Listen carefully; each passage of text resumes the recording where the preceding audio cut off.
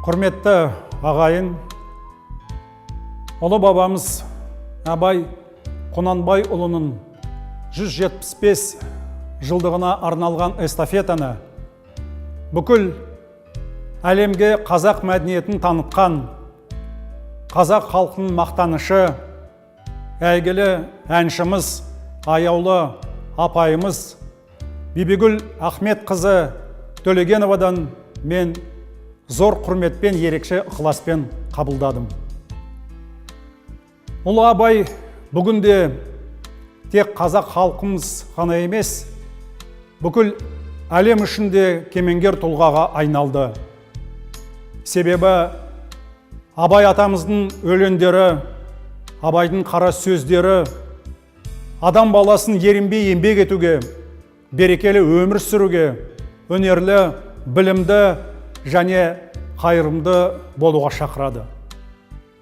Осы жолда ұлы ақынның ұрпаққа қалдырған өсиет сөздері ешқашан ескірмейтін және таусылмайтын мол қазына.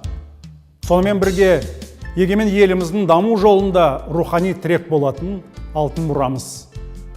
Сондықтан қанша жылдар, қанша ғасырлар өтсе де, Абай шығармалары әр қашанда маңызды.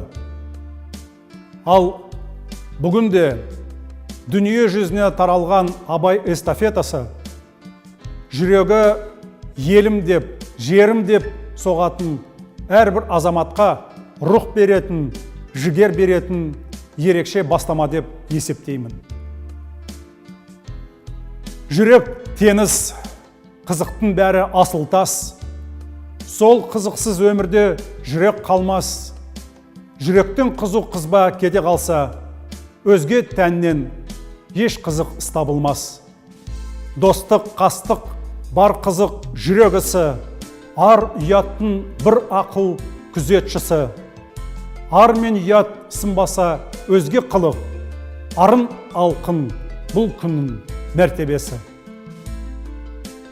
Енді биыл бауырлас туысқан өзбек елінде Қазақстан жылы өтіп жатқаны ескере отырып, бұл маңызды шараны одан әрі жалғастыру үшін бір жағынан досым, бір жағынан әріптесім, Өзбекстан парламентінің спикері, Өзбекстан Өлий Мәжілісінің заң шығару палатасының төрағасы Нұрдинжон Мойдинханұлы Исмаиловке осы эстафетаны жолдаймын.